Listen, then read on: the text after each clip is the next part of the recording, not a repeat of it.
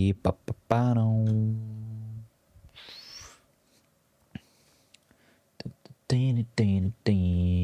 we live? Maybe. Hello, hello, hello. How are we feeling? There we go. Broadcast has started for the United States Grand Prix Sprint Race. Apologies for almost going live like 9 hours early. I don't know how I set the time wrong. I must have changed the time accidentally when I was doing some of the settings or something, but we're there now. We're all good. We're back. How are we feeling? How are we doing? Hello, Talker. How's it going? TJ Play. How are you? One Ver Fan J. Or TJ Plays. Sorry. Here, I thought I could watch without staying up late. No. We're into the American time zone part of the season. So, well, if you're in the Americas, you'll be very happy indeed. If you are elsewhere in the world, becomes a little bit of a trickier one, doesn't it? Just guarantee that you're actually up at the right time that the race is going to be on and not ruining your entire life to try and watch a Formula One race. Which, let's face it, we're all going to have to do over the next couple of months at some point, especially if you're UK-based like me. There's going to be a couple of races where you've got to really want to watch them if you're going to watch them. Hello, Apocrypho John. Apocrypho John? How's it going? Dozzy? How we doing? From India? Oh, I don't know how it's probably not... Oh, no, it will be pretty horrendous, the time zone difference, won't it? I was thinking, are you further ahead enough? But probably not quite far ahead enough for this to be at a reasonable time. The timings are so bad for me, I can't even watch quali. As in the timings on the screen. I didn't notice anything wrong with them yesterday. But I'll keep an eye out for you. Or do you mean the timings on the official live stream that we get from, well, if you're in the UK, Sky, if you're elsewhere. I'm glad the late timings at the end of the season. That's true, Sally. Yeah, it kind of builds up to a bit of a crescendo, at least. Abu Dhabi's not too bad of a time zone, though. Just because it's got to be run at night because it's in a desert, but... The US Grand Prix, Brazil's going to be probably a pretty late one. Getting close to that part of the season, aren't we? But let's talk about Formula One rather than time zones, as we are in COTA, the home of American Formula One for a lot of people. I know they've added Miami, they've added Vegas to the calendar, but the real Formula One fans in America, they head to COTA, Texas for the American Grand Prix. In terms of the Drivers' Championship, the thing that we'll be keeping an eye on most throughout this weekend, it feels like. I was saying yesterday, we just need a bad performance from Max Verstappen, really, just to guarantee that the two McLaren drivers are safe enough away from Max Verstappen, but... At the moment, it's looking like everything's going to go in Max Verstappen's favour.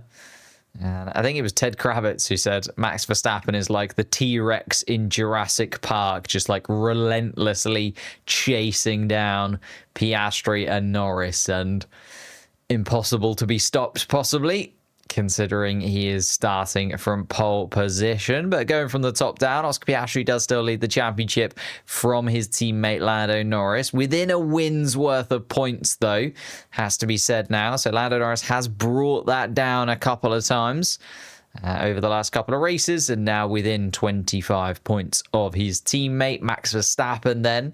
Also within contention, just close enough that it's not impossible for Max Verstappen to take victory, but also ridiculous if he does manage to do it with 6 races to go, a 63-point margin required.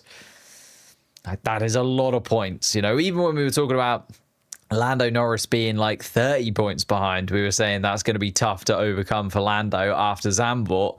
Max Verstappen, 63 points behind. But the rules just seem to be different when you're Max Verstappen in Formula One, don't they? Like, he writes his own script, does Max Verstappen. George Russell then in 4th place, 237 points. Still technically within the championship battle as well after that victory last time out in Singapore, but feels like he's not actually within touching distance of the championship. Similar for Charles Leclerc, all the way down on 173 points, like almost half of what Oscar Piastri has got, yet still technically can win the championship from this point. Just needs everybody above him to DNF from every single session from here until the end of the season. Lewis Hamilton, the first driver outside of championship contention, 125 points for Lewis Hamilton so far. The Ferrari's not having an amazing qualifying yesterday. Kimi Antonelli back into 7th place to try and consolidate those kind of top 4 teams at the top of the standings. But the midfield bunch are competitive this year, none more so than Alex Albon. He's on 70 points for Williams. Hadjar, Hulkenberg, Alonso, Sainz, Stroll, all looking very competitive at points this season.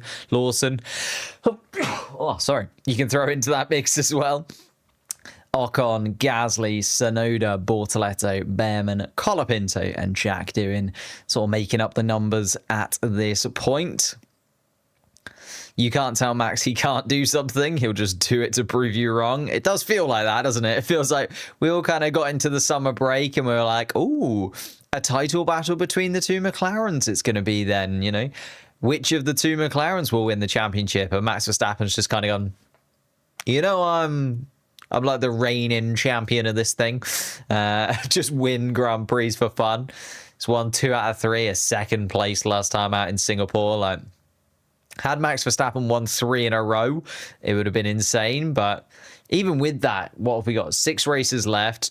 Sprint races in there as well. What we've got a sprint here in Texas, sprint in Brazil, and is that it? If we had another sprint in this half of the season? Italy, Azerbaijan, Singapore. Yeah. So it's an interesting one for Max, isn't it? He's just, as you say, can't be stopped. And like every Grand Prix where we say, well, this one should go in the favor of the McLarens. Like last time out in Singapore, everyone was like, oh, it's going to be okay though, because at least the McLarens will win there. And then Max Verstappen actually beats both of the McLaren drivers.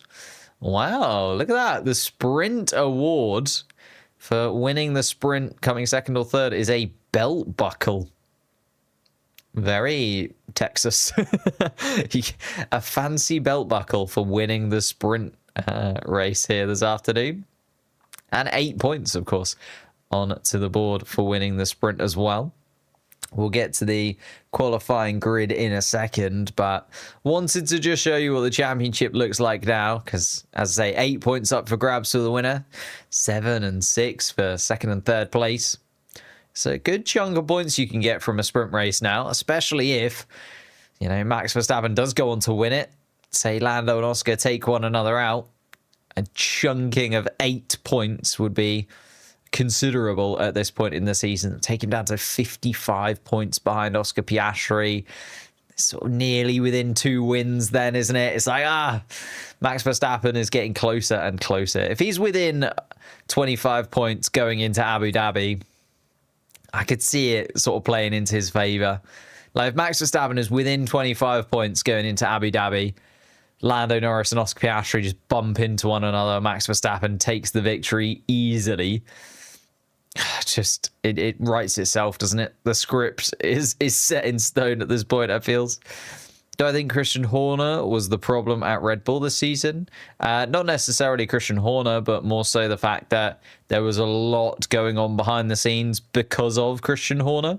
So, yes, I guess in a way. I don't think he was the problem as to why the car wasn't as effective as it has been in recent years. We started to see the Red Bull ebb away from being the top car towards the end of last year, didn't we? You know, that upgrade to the McLaren car in Miami where Lando Norris won the race last year, and it's like started to feel like the Red Bull was becoming the 2nd fastest, sometimes even 3rd fastest car last season. It's kind of continued into this season, but Red Bull have continued to develop and they have bounced back a touch. Max Verstappen was doing miracles at the beginning of the season. A little bit of a lull in the middle part of the season for Max Verstappen. Has come back from the summer break, looks like a new man, doesn't he? If it's 25 points before Abu Dhabi, Tsunoda's going to do Bottas bowling and Crashgate combo.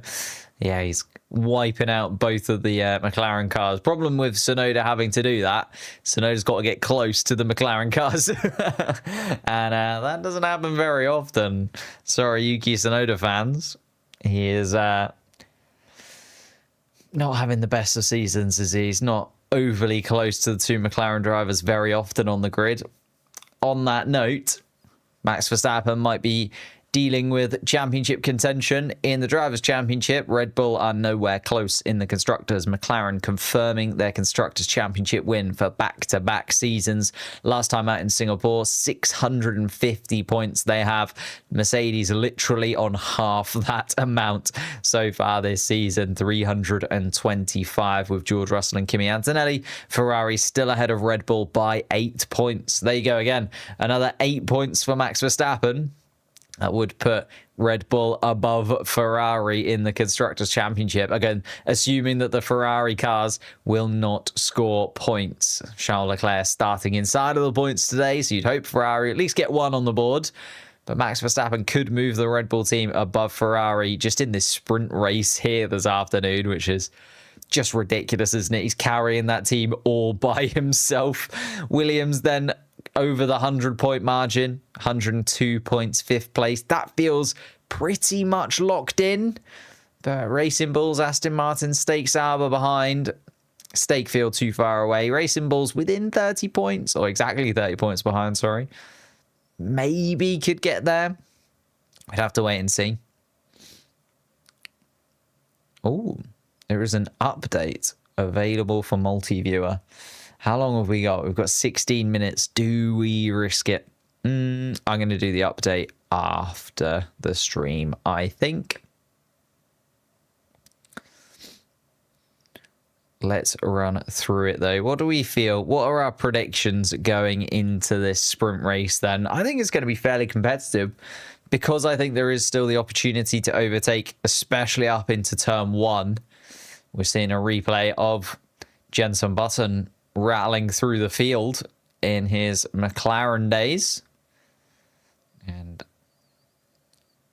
getting the right line through that first sector. You can definitely get yourself a move or two, but this is the starting grid.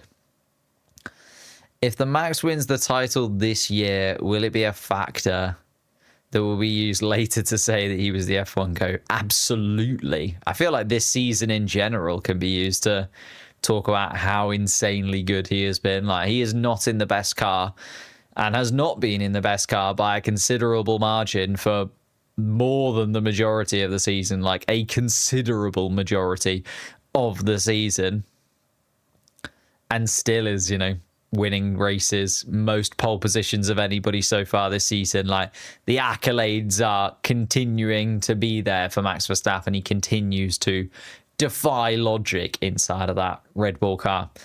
And I know you can just say, well, are you not just being too positive or too kind to Max Verstappen? I don't think I am. I think he is just something else. Like, something spicy. Max and Oscar collide, both DNF. I mean, I'd prefer that. Oscar DNFing I wouldn't be too happy about, but at least Lando Norris would likely come out victorious by a considerable margin. 8 points for Lando Norris would be, again, a big chunk in the championship standings. Moves him ever closer to Oscar Piastri. I could see that happening, though, because Max Verstappen's going to obviously be followed up the hill by Oscar Piastri. Max was asked about this yesterday, and the fact that starting from first place here in Texas is not always the dream that you would hope it would be. You're going uphill fairly quickly, and also you can get the inside line to the corner if you're sort of starting behind the front runner. It's going to be very, very tricky indeed for Max Verstappen to come out of the first sector still in the lead. Depends how good of a start they get, right? We saw Lando Norris get a very, very good start in Singapore and dart up the inside of his teammate. Okay, it was a little bit messy towards the end where they ended up bumping wheels and Lando Norris bumped into the back of Max Verstappen as well. But yeah, the run up towards turn one here is pretty long and uphill. And you're starting on the sort of wrong side of the grid, really. Like they've made turn one at Kota pretty tricky for whoever is starting on pole position a lot of the time.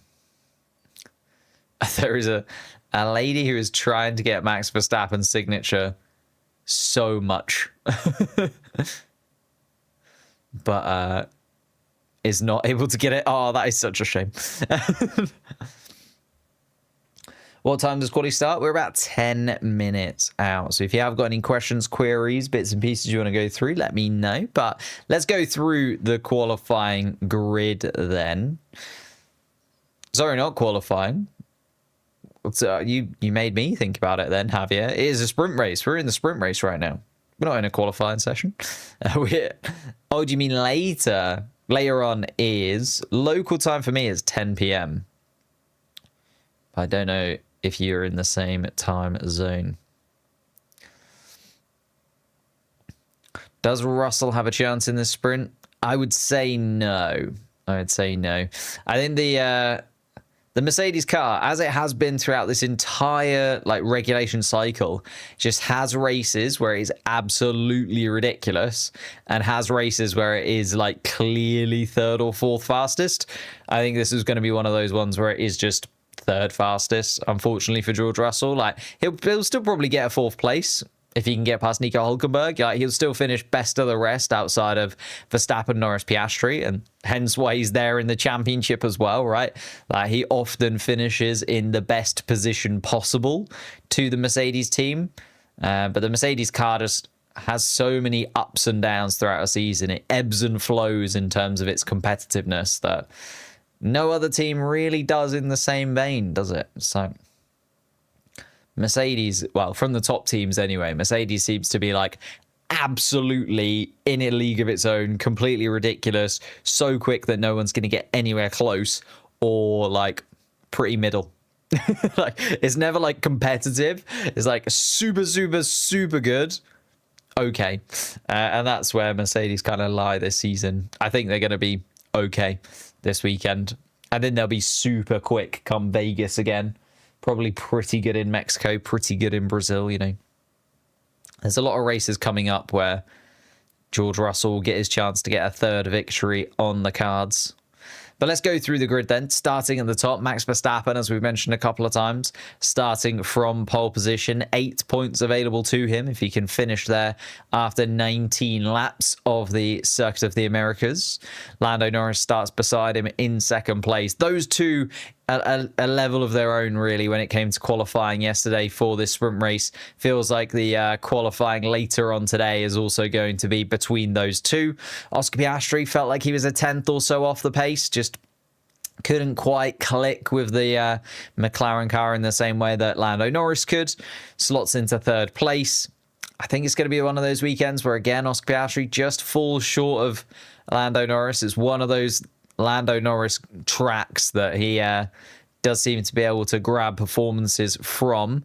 Nico Hülkenberg starts in fourth place. That Stakes Sauber car seems so settled with Nico Hülkenberg this weekend. Nico Hülkenberg, a huge amount of praise for the team and the work that they've done after qualifying yesterday over the radio. And they absolutely deserve it. It feels like they had a bit of a resurgence, didn't they? Just before the summer break, Hülkenberg had a good run of point scoring finishes, sort of Spain onwards. Then, of course, got that podium place in Silverstone. He was destined to get at some point during his career. Finally nabbed that podium place and a Lego trophy to boot. Then, sort of post-summer break, it's been a little bit more fiddly for Nico Hülkenberg. He struggled in qualifying, but yesterday really came together. A fourth place start for Nico Hülkenberg. Very, very solid indeed. George Russell starts in fifth place. Could George Russell do something from there? I think, again, possibility of getting past Nico Hülkenberg is quite high. Possibility of going any further, I don't think so. Fernando Alonso starting 6th. Again, the Aston Martin, just sometimes good, sometimes bad. It's really difficult to judge the midfield cars throughout this season, I find anyway. I was expecting RB to be a little bit more competitive than they are. RB, though, will definitely be competitive in Mexico next weekend, and that's maybe where the Aston Martins will fall back again. Like, it is very track dependent when it comes to these midfield cars, and also just very dependent on how the setup gets together. Like, they very up and down Aston Martin this season. Fernando Alonso, though, will be hoping to get a couple more points on the board. Carlos Sainz and Lewis Hamilton, the two drivers starting inside of the point scoring places. Oh, apologies. I think it said Charles Leclerc would be starting inside of the points earlier on. But it is Lewis Hamilton who outqualified his teammate. So Hamilton starting in 8th place. Alex Albon and Charles Leclerc both made it through to Q3 yesterday, but are not starting inside of the point scoring places. Again, Alex Albon, Charles Leclerc, what can they do from that position? I was going to say, the Ferraris realistically should be looking at Carlos Sainz and Fernando Alonso and thinking that they can get above them, even Nico Hülkenberg, and thinking that they can get above them as well. But I just don't know if they will. The Ferraris look so far off the pace compared to the rest, and Hamilton and Leclerc very, very somber after qualifying yesterday. Not very optimistic for their chances of doing anything this weekend, to be honest. Kimi Antonelli was the first driver to fall in Q2. Just got pipped by the two Ferraris. Isaac Hadjar then starts in 12th place, and once you get beyond 12th place in a sprint race, it's pretty much just a 19-lap parade at this point. They're going to be fighting for position, don't get me wrong, but doesn't feel like there's any chance of getting points for Pierre Gasly or Lance Stroll starting on the 7th row of the grid. Liam Lawson and Ollie Behrman in 15th and 16th place. Craziness that meant that Behrman didn't get an opportunity to improve on his lap. Colapinto, Tsunoda, Ocon and Bortoleto. Tsunoda as well, starting in 18th place. The team did apologize to Yuki Tsunoda for qualifying yesterday. They got it all wrong. They sent him out at the complete wrong time, and he paid the price for it. They tried to go super, super late. They went too late, and he didn't get across the checkered flag in time. Ended up running out of road and running out of any opportunity to improve on 18th place, which was pretty tricky for Yuki Tsunoda. Thoughts on Kota? By far and away one of the best tracks on the calendar. I think underrated, actually, because whenever people say, like, what's your favorite track, or what tracks do you look forward to, or what races do you look forward to in a season, I think everybody goes straight to, like, your Brazils, your Spas, your Monzas, like those races that often do deliver. Although Monza's been pretty meh over the last couple of years, hasn't it? I think they're the ones that jump out to people more so than any others. I think Kota, though, actually should be in the top, like, 5. Kota always seems to deliver a good racing weekend. It's a great track. It's kind of got the best corners from lots of different circuits all mushed together, which is not a bad way of making a race circuit, right? Just take the best bits of others. But yeah, I think Kota underrated as one of the best Grand Prix of the entire season for me. I think Spa is the best track. Yeah, I think everybody's got their favorites, and that's what I mean. I think everybody has their favorites, and Kota is never anyone's, like, absolute favorite.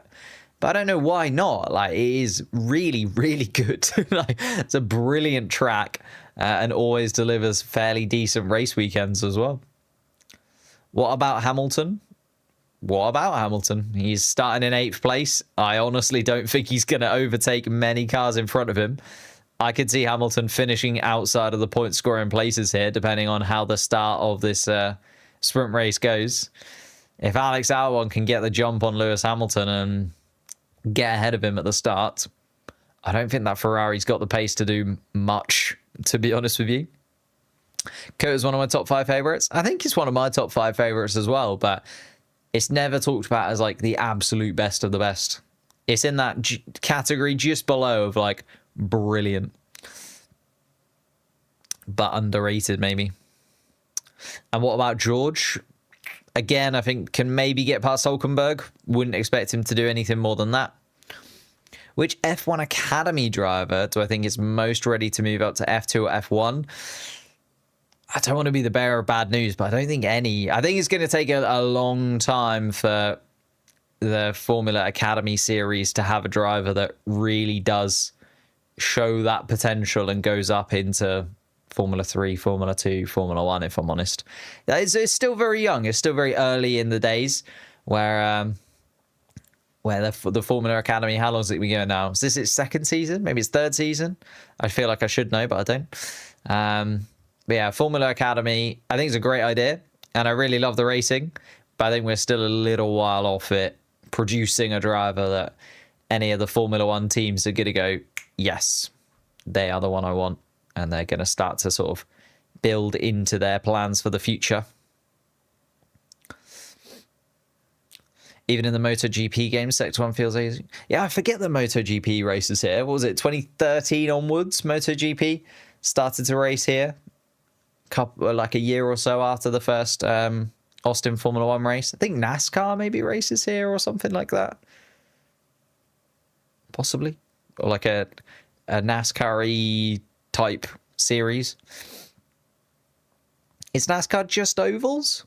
No, it can't be. I know nothing about NASCAR. It's the one form of motorsport that I just really don't follow in any kind of capacity. Like, you know, even like World Endurance, I'll watch a couple of races here and there. You know, you watch your Le Mans, you watch your 24 Hours of Spa, you watch those kind of things. Or even like IndyCar, I'll watch the Indy 500 and I'll keep on top of the races as they're kind of going throughout the season. But NASCAR, I watch absolutely zero of. So apologies, NASCAR fans that are in the chat. Maybe you can give me a reason why I should be watching NASCAR more so. Bunch of series, Endurance 2. There you go. Now there's going to be a Le Mans here. Ooh.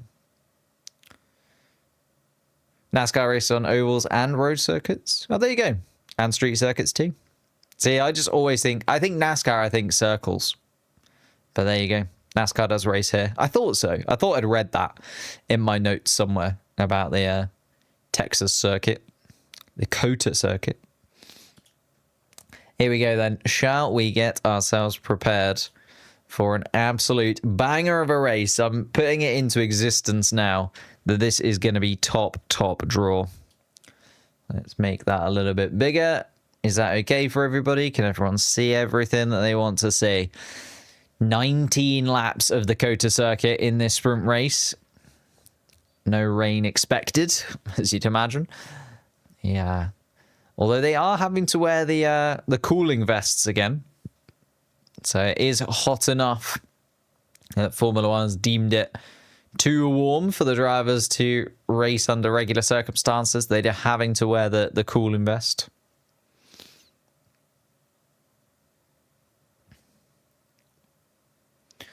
Better be the best sprint ever, says Stazzy Bazzy. On Twitch. Thank you so much for watching on Twitch. If you haven't gone and followed the Twitch channel, please do. Trying to get to 700 followers before the end of the season. We are live on Twitch alongside YouTube and YouTube Shorts. And whilst we wait for the formation lap to get properly underway, I'm also going to plug some other bits and pieces. If you haven't subscribed to the Crash Happy podcast, it is me, Dan No Skill, Mr. V, Mr. Pulse. We are Formula Duck. We get to talk Formula 1. Well, I say talk Formula 1 and Formula 1 adjacent things every week over on the Crash Happy podcast, trying to get that to 10,000 subscribers before the end of the season. Should be doable, but you could, nudge us in the right direction. And that would be absolutely wonderful if you could help us out. But we are on the way for the formation lap. Max Verstappen through the first sector then. The medium compound tyre chosen by everybody. Remember the sprint race, not expecting any pit stops. If somebody does have to stop, it will be for an unexpected circumstance. And this is a big opportunity where Verstappen, Norris and Piastri fight for the win. The only thing Verstappen needs to be a little bit concerned about is obviously McLaren do have the better tyre degradation of the two cars. So even if Max Verstappen does lead after the first couple of laps, he's going to have to be very, very careful about how much he takes away from those medium compound tyres, because Lando Norris and Oscar Piastri will just have the ability to keep theirs alive for a little bit longer. That is the way that the car is set up, and that's why the McLarens have had such an advantage, especially through the middle part of the season where we were looking at those sort of European stint throughout the middle part of the season, looking at your Spains, your Hungarys, those kind of races where the McLaren tyre degradation just really came to the fore. Could be something that also plays into Lando Norris's hands here this afternoon. Nico Hülkenberg also needs to be just a little bit careful and cautious. A 4th place finish would be absolutely brilliant for him. It would get 5 points on the board for him and the stateside team. Every single position in the Constructors' Championship worth a good haul of money. With stateside becoming Audi next year, they would be very positive indeed.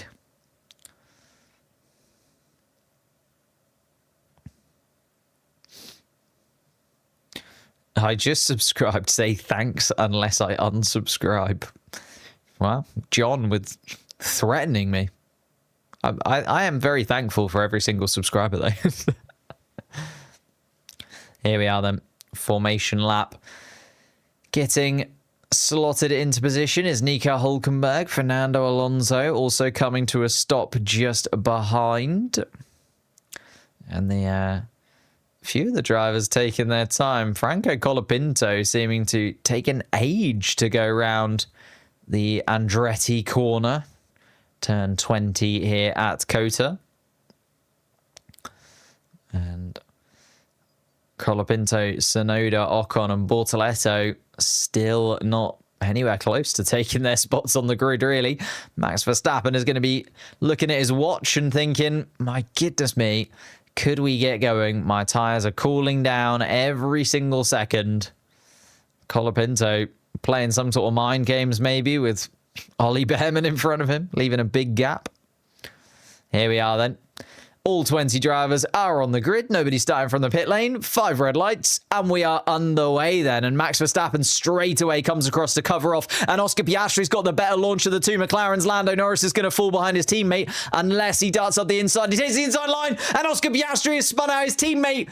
And oh my goodness me, it's Nico Hülkenberg, Oscar Piastri and Lando Norris that have come to blows. Max Verstappen gets away beautifully. George Russell up into 2nd place, Carlos Sainz into 3rd, and it is a nightmare scenario for both of the McLarens. Oh my God!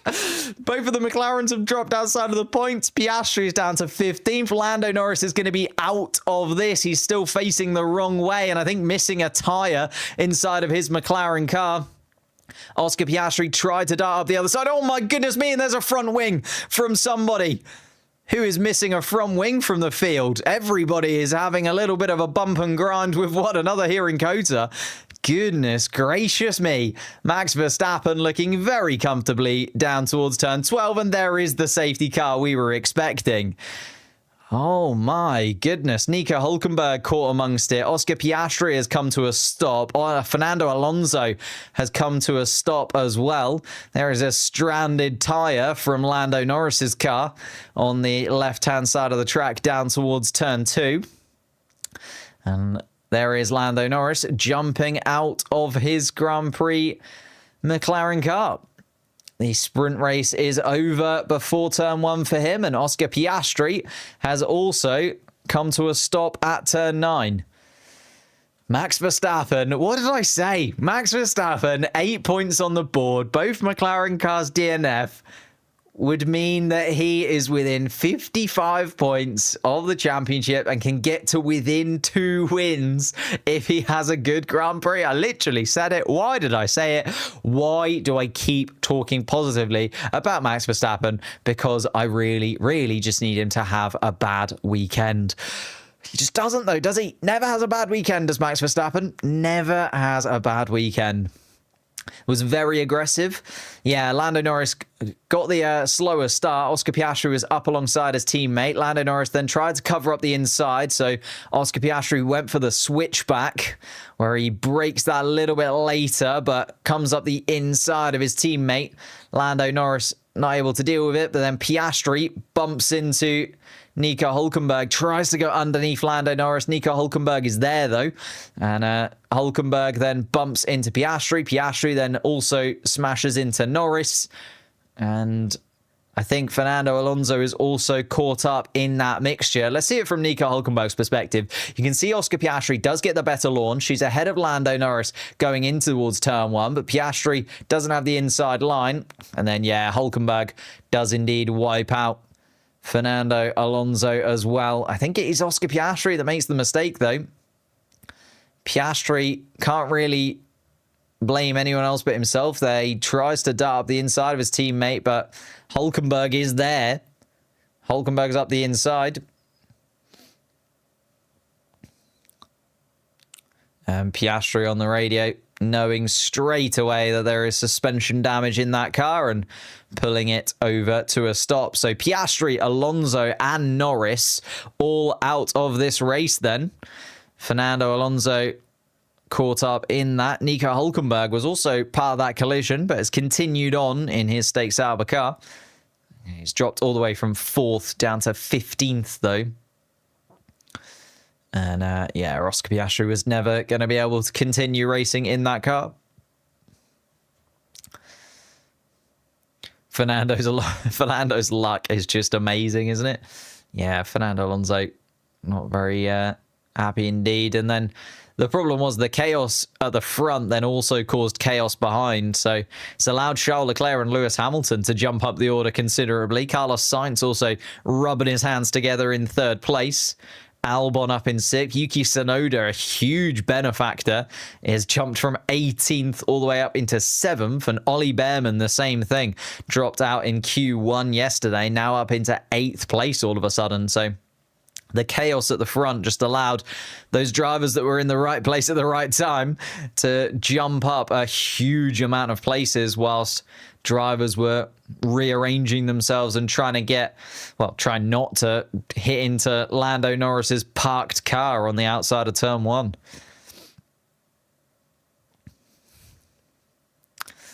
Obviously, both papaya cars out. Gonna need a little bit of a rework before we go into qualifying later on today.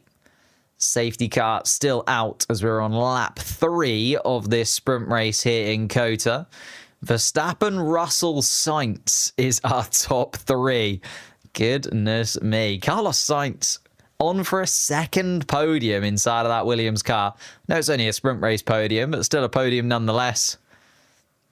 Has certainly come to life in the second half of the season as Carlos Sainz. Charles Leclerc and Lewis Hamilton also gaining considerably.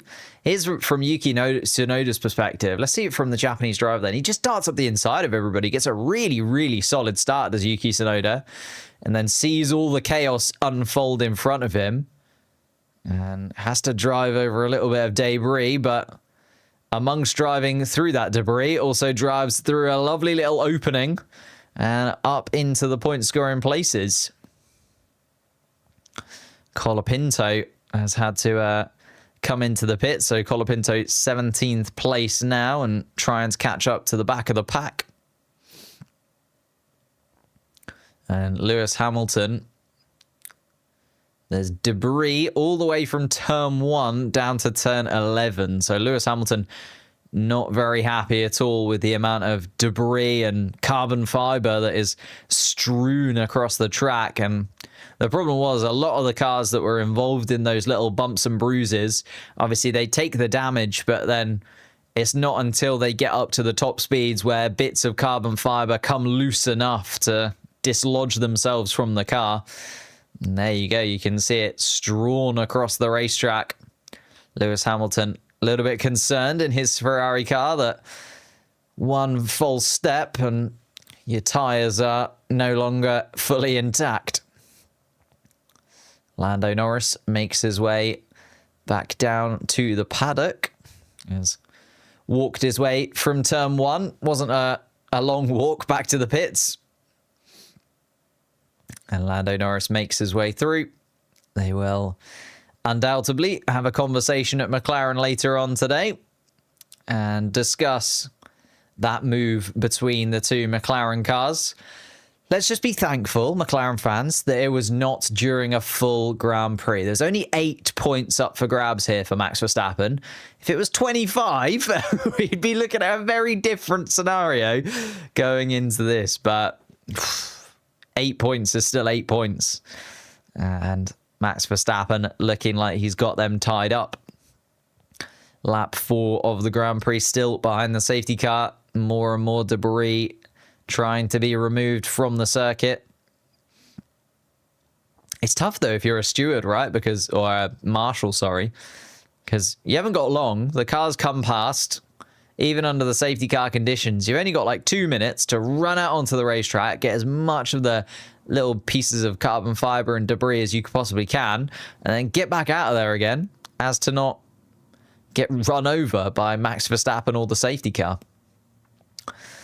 Both of the McLarens are out then. So this is the order that we're going to have going into the racing once it gets back underway. There's still double yellows in various sectors across the track. And there are the marshals that I was just talking about. Sprinting their way onto the track. Trying to pick up those pieces of carbon fiber. Is what I mean. You have to wait until Colapinto comes around turn 11. And then the sort of debris round at turn 6, 7, 8, 9, 10. They're now sprinting across the track, gathering those little bits of carbon fiber, sweeping as much of it off of the racing line as possible and off of the circuit, if possible. And then trying to sprint out of the way once again as the cars make their way back towards the first sector. But this is the order we're going to have. Max Verstappen still leads. So very good launch from Max Verstappen. Did well, covered off the two McLarens nicely. The McLarens ended up fighting one another, so played into Max Verstappen's hands very kindly. George Russell just kept his nose clean, went to the right-hand side of the track and managed to swoop round both of the McLarens as they came to blows with Nico Hülkenberg and Fernando Alonso.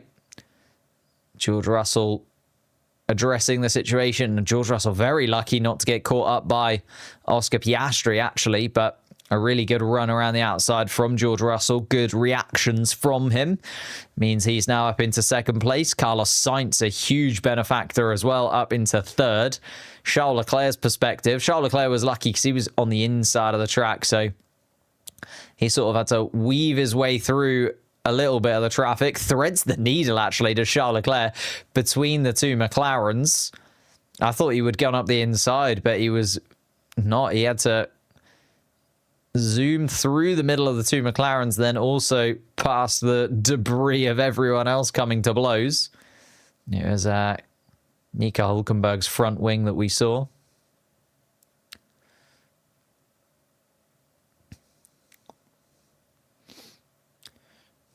And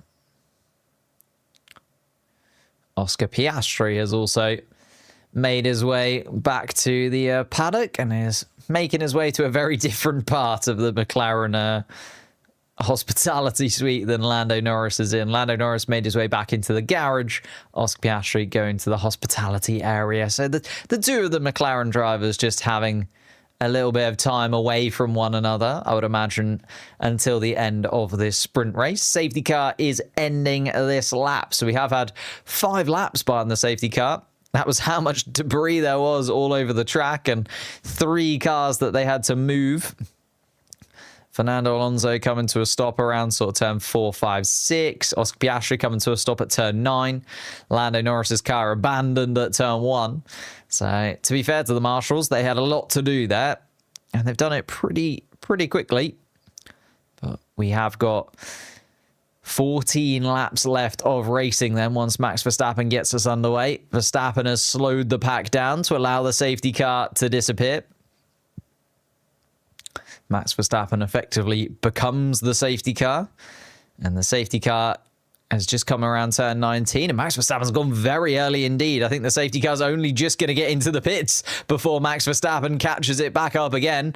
Gone very early indeed as Max Verstappen gets a little bit out of shape towards turn 20, but I think George Russell is far enough away that Max Verstappen is still going to have the run up to turn 1 and be fairly safe. Carlos Sainz has a little look at the Mercedes car. The two Ferraris follow on behind, and everybody has decided to just have a nice clean run through turn 1 for the first time this afternoon under racing conditions, as we see the S's, and that's one of the most beautiful sights on the Formula 1 calendar.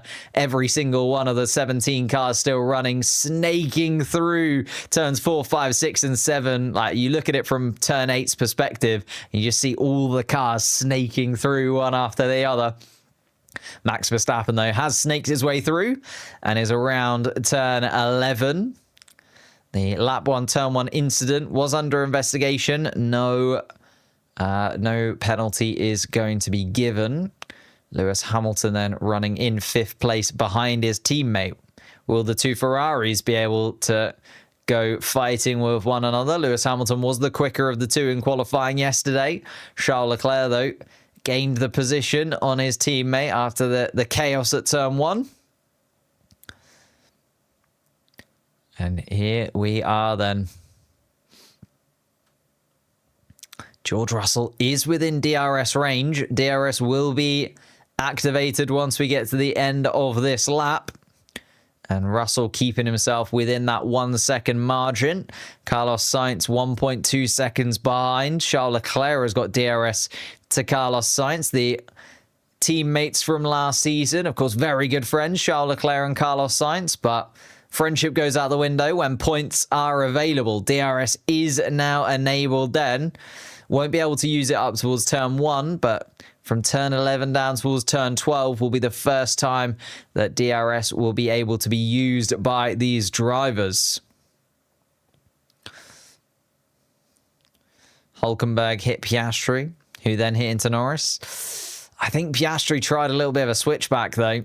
From my perspective, if you're going to have to blame somebody, it's probably going to be Oscar Piastri. Tried the switchback into space that didn't exist. I know Hülkenberg was coming up the inside, but Hülkenberg had the place, you know. Hülkenberg was always going to take that line from that perspective. Piastri, I think, just kind of forgot that there were other cars on the track. He had all eyes on his teammate. And then Hülkenberg collides with Piastri. Piastri collides with Norris. Alonso's collected amongst it as well. And here comes Kimi Antonelli on Pierre Gasly. Pierre Gasly holds on to the position for now. Kimi Antonelli using that DRS, though, down towards turn 12, trying to gain on him. George Russell has done very well indeed to stay within touching distance of Max Verstappen. I thought this was going to be a fairly comfortable afternoon for Max Verstappen now that the two McLarens are gone, but George Russell deciding he doesn't want to make it easy for the 4-time world champion. And George Russell, new Mercedes contract in hand, wants to make it back-to-back victories for this season for the first time, and it's not quite got a lot of grip there. George Russell struggling to make it through turn 1, wrestling with that Mercedes car. And even with DRS not really getting to within striking distance of Max Verstappen, but keeping himself within contention nonetheless.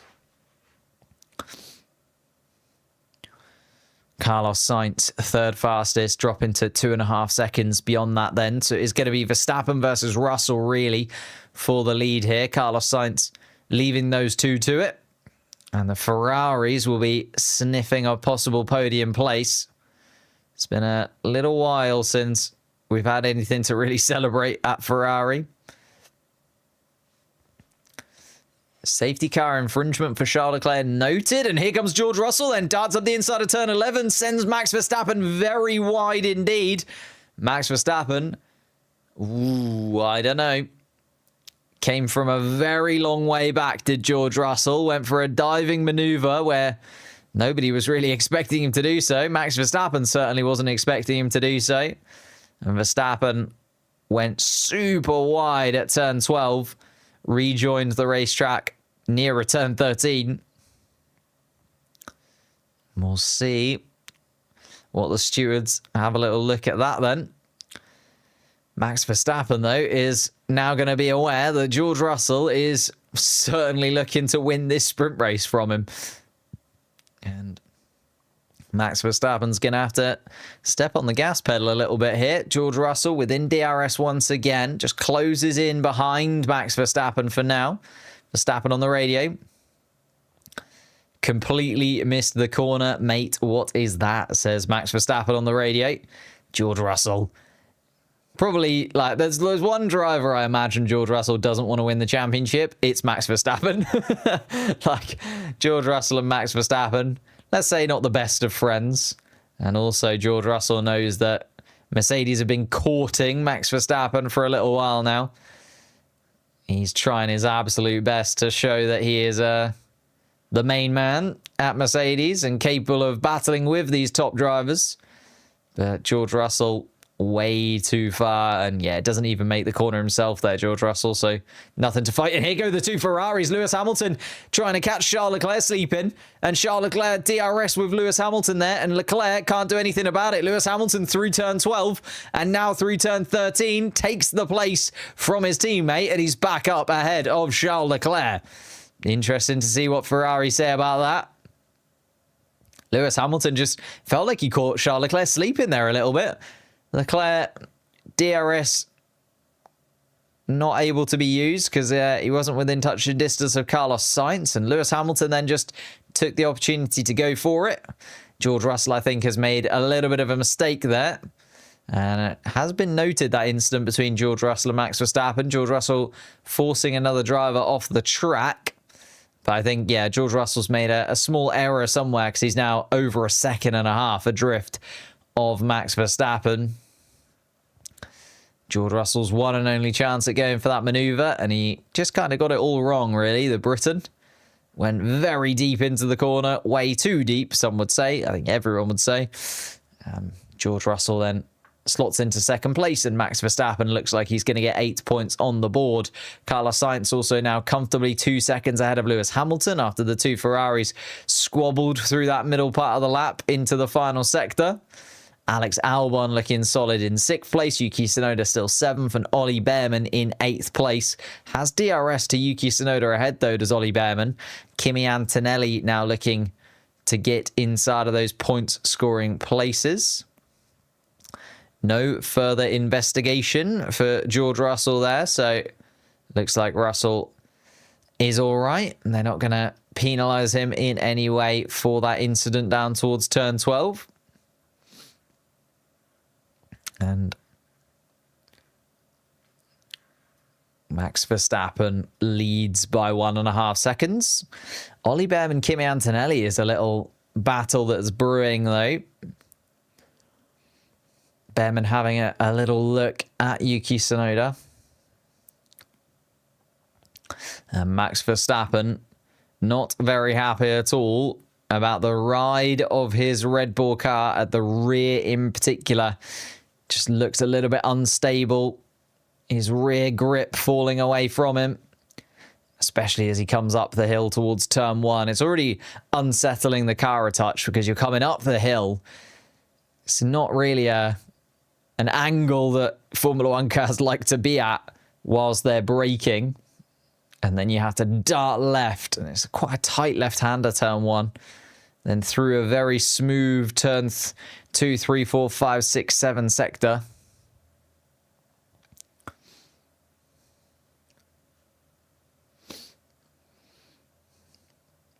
Here we are then. It does feel like everyone's just settling into a position of touch. Ollie Behrman has lost out on DRS to his teammate. Lewis Hamilton is making strides forward. Hamilton now 1.2 seconds adrift of Carlos Sainz, so that final podium position not guaranteed yet. And Kimi Antonelli also has a little look at the back of Ollie Behrman. That final point scoring place up for grabs, as the teammates from last year in Formula 2, don't forget, Ollie Behrman and Kimi Antonelli, they were both side by side for the Formula 2 season. Neither of them had an incredible year, but wasn't entirely them to blame.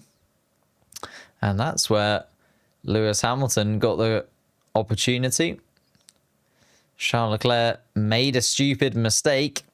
And that was where it wasn't that Charles Leclerc was caught sleeping. It was the fact that Charles Leclerc did indeed make a mistake and Lewis Hamilton made him pay for it. As we see a replay of Liam Lawson making a move on Pierre Gasly up the inside of the turn 12, and a very nice overtake from Liam Lawson up the inside of turn 12, just shuffling Pierre Gasly out of the way and up into 10th place. Carlos Sainz and Lewis Hamilton then continuing to just close that gap a touch every single lap. Lewis Hamilton now 1.2 seconds between Carlos Sainz and himself. Of course, the driver he replaced at Ferrari ahead of him. Would be poetic to see those two battle it out here. See who could come out on top. Hamilton was just over 2/10, or just under 2/10, sorry, of a second quicker than Carlos last time around. So needs to do that and a little bit more again to be able to get within DRS range. Watching Isaac Hadjar alongside Nico Hülkenberg at this point. And Isaac Hadjar getting the run at the Stakes Sauber car and actually gets the move done on the Stakes Sauber car as well. So Hadjar now up ahead of Nico Hülkenberg. Hülkenberg fallen from 4th, now down in 16th place, and he was probably hoping for a very different afternoon's drive after his incredible qualifying yesterday, the German, but collected amongst the chaos at the beginning of the Grand Prix. Nowhere really for him to go. He had Alonso to the left of him, Piastri to the right. There he was, stuck in the middle, and lucky not to be out of the race, to be honest. Lewis Hamilton, though, has dropped a couple of tenths to Carlos Sainz. He was the one I was keeping an eye on. That Ferrari maybe just cooking its tyres at this point. Hamilton is on slightly scrubbed set. He's 17 laps. Those tyres will have completed now for Lewis Hamilton's car. 12 laps of this sprint, 5 laps either during qualifying yesterday or during free practice. I'd imagine they're a qualifying set of tyres from SQ1 or SQ2. Hope Sainz gets the podium. It's looking very likely now. Lewis Hamilton's tyres have started to drift away from him and he's not quite gaining those couple of tenths of a second every lap that he was. And George Russell, we now have 2 strikes, both at turn 12. You can see there the violations to my left-hand side as you see it on the screen. George Russell, 2 strikes of track limits. You can have 3 strikes, but a 4th strike, you get a 5-second penalty. And 5-second penalty would mean George Russell drops down.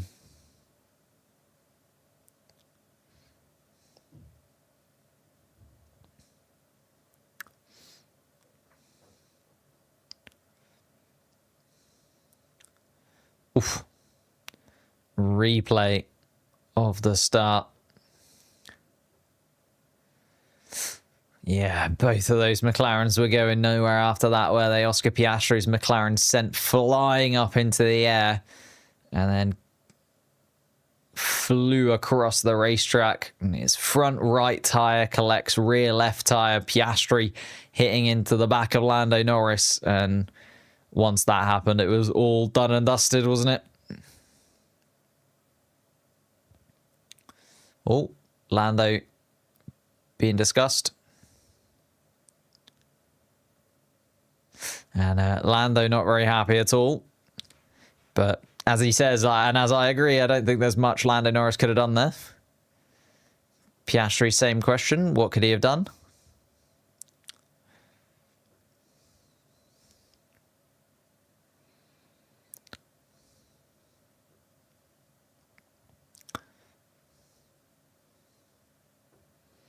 Yeah, that's what I thought. Oscar Piastri just saying what we saw, really, that the fact that he tried to cut back, he hasn't seen it from the TV camera's perspective, but from his perspective inside of the car. Went for an opportunity, went for a gap that he thought was there and just kind of closed as Kimi Antonelli goes side by side with Ollie Behrman. This is a lovely little battle between the two ex-teammates from Formula 2 last year, and Behrman just about keeps ahead of Kimi Antonelli. And, ooh, although Ollie Behrman did go off the track there to keep position, so I'm sure Mercedes will be talking about that to the stewards. But Kimi Antonelli still got the opportunity to get past. Oh, a little bit of a lock-up from Ollie Behrman down towards turn one. Kimi Antonelli can't gather the pace, though, for now to get past. Oh, thank you, GameStar70, for the super chat. Much appreciated. McLaren 2007, McLaren 2025, Kimi 2007, Max 2025. I mean, I hope not. I very much hope not. Kimi Antonelli, though, closing into the back of Ollie Behrman once again. This is the only battle that is really playing out. Hamilton was closing into the back of Sainz. That's now leveled out, and he's 1.3 seconds adrift now. A couple of laps earlier, he was still 1.3 seconds adrift, so that's done and dusted. Albon is slotted into 6th place, is within a second, of Yuki Tsunoda. Tsunoda's got DRS to the Williams in front of him, and Ollie Behrman still trying to keep Kimi Antonelli at bay. Still 5 laps left to race. It's about to become 4 as Max Verstappen crosses the start-finish line to start lap 16 of this COTA Grand Prix. And it's been very, very tight indeed. There's been a lot of little battles unfolding. George Russell went for a move on Verstappen but couldn't get it. And then has just fallen away from Max. Max, I think, absolutely smashing it. And going for those 8 points. Carlos Sainz also comfortable in 3rd. Hamilton 4th. Charles Leclerc 5th. Alex Albon 6th. Yuki Tsunoda 7th and within DRS range. And Ollie Behrman for now in the final point scoring place in 8th. Oh, and there's a yellow flag for a track hazard. It feels like Esteban Ocon has come to a stop, and who's he collided with? It's Esteban Ocon and Lance Stroll. And Lance Stroll has also lost his front right tyre. So Stroll and Ocon have come to blows up towards turn 1. That's going to be a safety car to get Esteban Ocon's car off the track. And I think that's almost going to be the end of it. Lance Stroll tried to continue, but he's got a long way to go from turn 1 around to the pit entrance and decides against it. Lance Stroll comes to a stop just on the outside of turn 3. Let's have a little look at the replay of this then. Ocon and Stroll coming up the hill towards turn 1. Stroll goes very early on. Oh, Lance Stroll locks up and just collects the back of Esteban Ocon. Absolutely nothing that Esteban Ocon can do there, and Lance Stroll should certainly get a penalty for that. Locks up massively, doesn't make the corner, smashes into the side of Esteban Ocon, ruins the Frenchman's afternoon.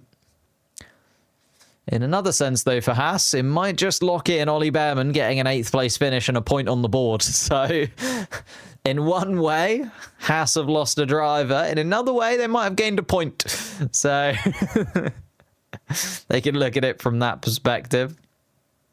McLaren doing a 2008 again. 2007 was a difficult year to look back upon as a McLaren fan. Luckily, I wasn't a McLaren fan then because Jenson Button was not at McLaren at that point. Ocon got strolled. Yeah, Stroll just not sure what he was really going for. It was a very, very long way back. I appreciate he saw a bit of a gap, went for a dramatic overtake towards turn 1, and it was very dramatic indeed because just ended up colliding with the rear left tire, of Esteban Ocon, and wiping the Frenchman out of the race. So Esteban Ocon now out of his car.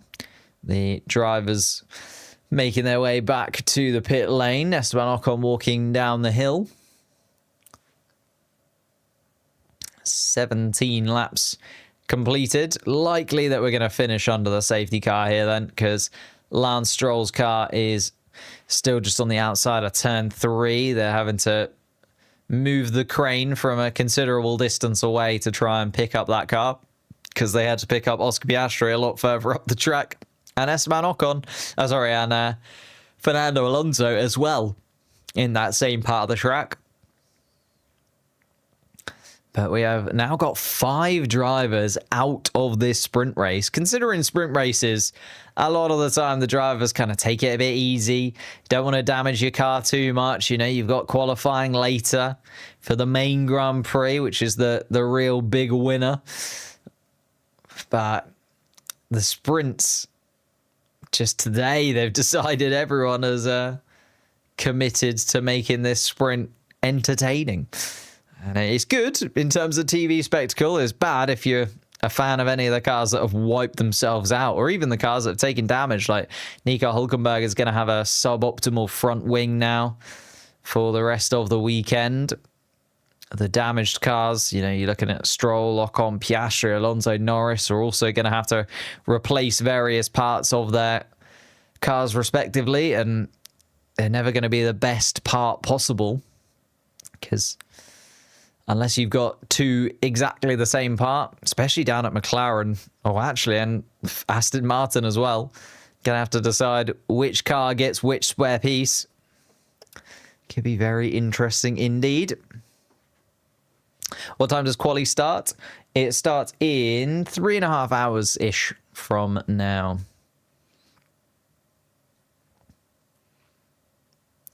George Russell should spin out and let Verstappen win and Hamilton get a podium. I think George Russell would disagree with that idea. Although I think Max Verstappen would be more than happy for this to finish under the safety car.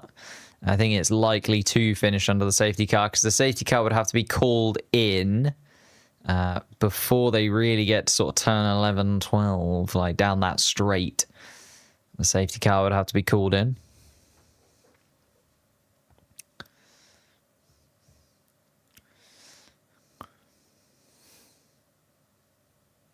No consequences for penalties. I mean, I think Lance Stroll is going to end up with a good chunk of penalty points there. A couple of penalty points coming Lance Stroll's way, because it was very ridiculous, the move that he decided to try and go for. Oh, and Ollie Behrman gaining an advantage. That is under investigation. So, Ollie Behrman. Oh, and yeah, it's a 10-second time penalty. 10-second time penalty for Ollie Behrman. That puts him all the way down in last place then, because we're going to finish behind the safety car. And Kimi Antonelli is going to inherit that final point scoring place. So, from bad to worse for Haas, really. One of the drivers whacked out of the race by Lance Stroll, and the other driver handed a 10-second time penalty, which is going to put them stone dead last of the drivers still competing. So it is going to be Verstappen from Russell and Sainz, our top 3. Hamilton and Leclerc just outside of the podium places, but in 4th and 5th place, so 9 points on the board for Ferrari. Alex Albon gets another 3 points on the board for his season so far. And finish in 6th place, Yuki Tsunoda. A stunning safety drive into 7th place from 18th on the grid, Yuki Tsunoda. So, gambled and rewarded. And Ollie Behrman, 10-second time penalty is going to drop him down. Kimi Antonelli up into 8th place. And 1 point for Kimi Antonelli to celebrate his new contract with Mercedes for the 2026 season. Ooh, Ollie has a ban. If he does get 2 penalty points, he will get a ban. But I don't think he'll get any penalty points for that. 10-second time penalty was for leaving the track and gaining an advantage. Penalty points are given for when you do something sort of dangerous or you wipe out another driver. So Ollie is not going to get a ban, don't worry.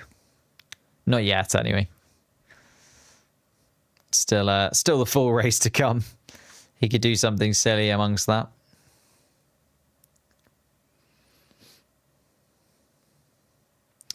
Yay, now Max has a chance to win 5 world championships in a row. No, we do not want this. We do not want Max Verstappen to be anywhere close to this driver's championship. He's got enough of them. It's time for someone else to have a go. Specifically, a McLaren driver. Specifically, a driver from the team that I support. Here we are then.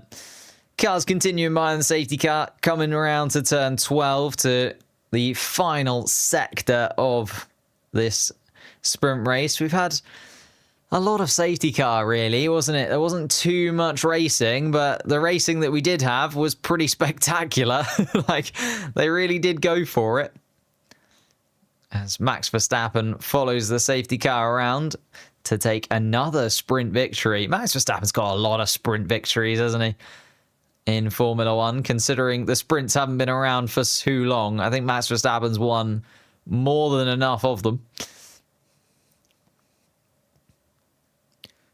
And then once the Red Bull was given the opportunity to release itself from behind the safety car, George Russell had one little attempt at trying to take the lead from Verstappen, but Verstappen was able to then elongate his lead away from George Russell. Then the safety car has come again, and Max Verstappen has finished behind it in first place.